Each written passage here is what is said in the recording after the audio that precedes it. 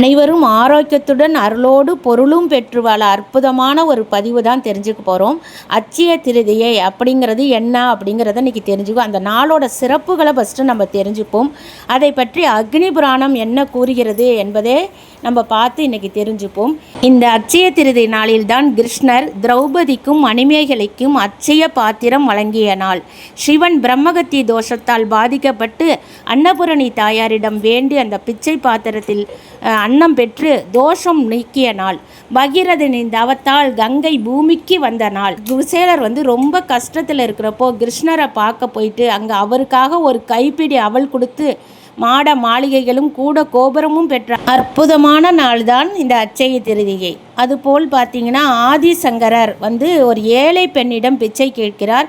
அந்த பெண் கந்தலாடை கட்டியதால் வெட்கப்பட்டு கொண்டு கதவு இடுக்கு வழியாக ஒரு நெல்லிக்கண்ணியை ஆதிசங்கரருக்கு தருவார்.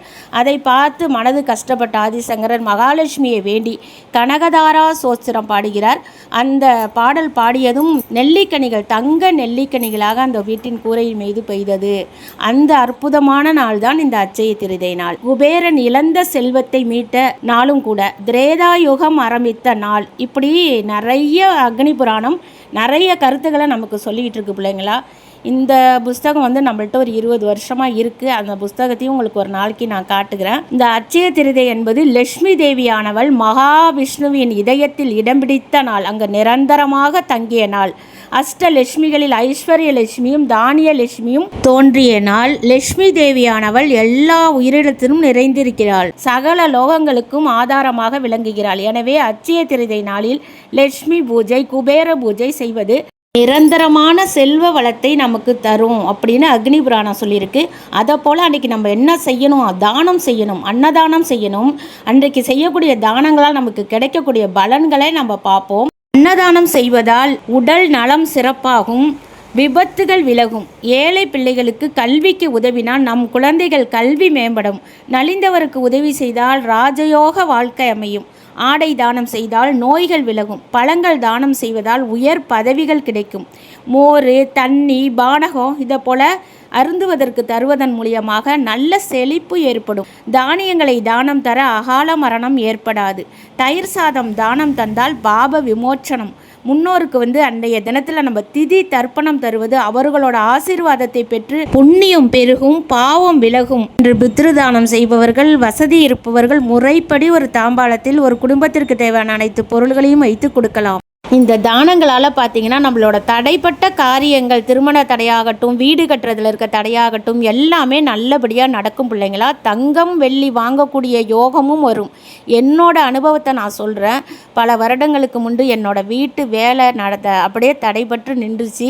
அந்த வருடம் அந்த அட்சய திருதிக்கு நான் ஒரு தாம்பாளம் வச்சு அது நிறைய மளிகை பொருள்கள், பழம், காய்கறி, துணிமணி, குட்டியாக நம்மளால் முடிஞ்சது ஒரு மூக்குத்தியும் ஒரு மெட்டியும் வாங்கி வச்சு ஒரு ஐயர் குடும்பத்துக்கு, அவங்களும் ஏழ்மையில் இருந்து கஷ்டப்பட்டவங்க தான், அவங்களுக்கு நான் அதை தானமாக கொடுத்தேன். அவங்க கணவன் மனைவி 2 பேரையும் நிற்க வச்சு அவங்க பாதத்தில் ஆசீர்வாதம் வாங்கி கொடுத்தேன்.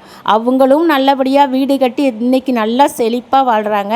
அதே போல் அந்த வருடமே என்னோட வீடு வேலைகள் முடிந்து பூர்த்தியாகி என்னோட பெண்ணுக்கு மஞ்சள் நீராட்டு விழாவும் வீடு குடி போகிறதும் சேர்த்து வச்சேன்.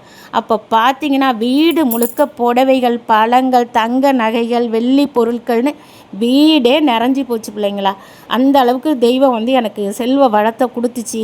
நீங்களும் உங்களால் என்ற தானத்தை இந்த வருடம் செய்து பாருங்கள். கண்கூடாக உங்கள் வளர்ச்சியை பார்ப்பீர்கள். வாசலில் அழகாக கோலமிட்டு வாசலில் இருக்க துளசி மாடத்துக்கு ஒரு தீபம் ஏற்றி வச்சு வீட்டில் வைக்கிற அவல் பாயசத்தை கொஞ்சோண்டு அந்த துளசிக்கு வச்சு நெய்வேத்தியம் பண்ணுங்க. ஏன்னா கிருஷ்ணர் துளசியில் தான் இருப்பார்.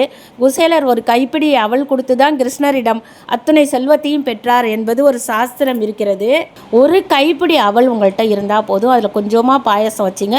உங்ககிட்ட இருக்க எந்த சில்லறை நாணயமோ பணமோ உங்களோட நகை, வெள்ளி, தங்கம் ஏற்கனவே இருக்கிறதே பரவாயில்ல, அதை லேசாக நீங்கள் மஞ்சள் தண்ணி தெளிச்சுட்டு அதை நீங்கள் பூஜையில் பயன்படுத்திங்க.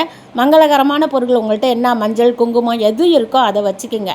இந்த மாதிரி உங்கள்கிட்ட கிடைச்ச பொருள்களை வச்சுட்டு நீங்கள் குபேரோட ஸ்லோகங்களை நீங்கள் சொல்லலாம், லக்ஷ்மியோட அஷ்டோத்திரம் சொல்லலாம். இது எல்லாமே நம்ம சேனலில் இருக்குது.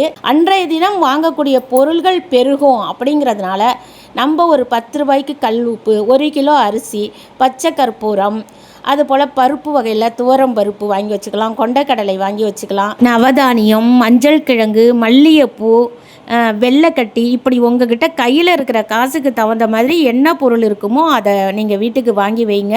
அது மாதிரி இந்த தினத்தில் பார்த்தீங்கன்னா புதிதாக வங்கி கணக்கு ஆரம்பிக்கலாம். ஆனால் நம்ம வந்து ஞாயிற்றுக்கிழமையில் வர்றதுனால புதுசாக உண்டியல் வச்சு ஒரு 100 ரூபாய் நீங்கள் சேமிக்க ஆரம்பிக்கலாம். புது தொழில் தொடங்கலாம், அது பெருகி வளரும் அப்படிங்கிறது ஒரு ஐதீகம் இருக்குது. இப்படி வந்து எத்தனையோ நல்ல விஷயங்கள் இருக்கிறது.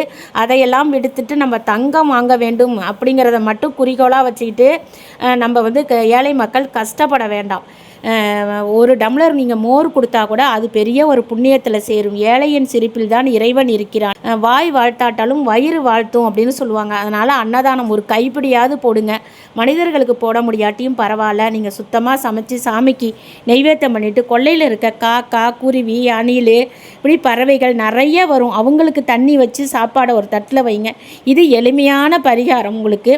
அதுக்கு அடுத்தது ஒரு கைப்பிடி அரிசியை அரைச்சி அது கூட கொஞ்சம் வெல்லம் போட்டு கொஞ்சம் எறும்பு புத்துக்கு போடுங்க.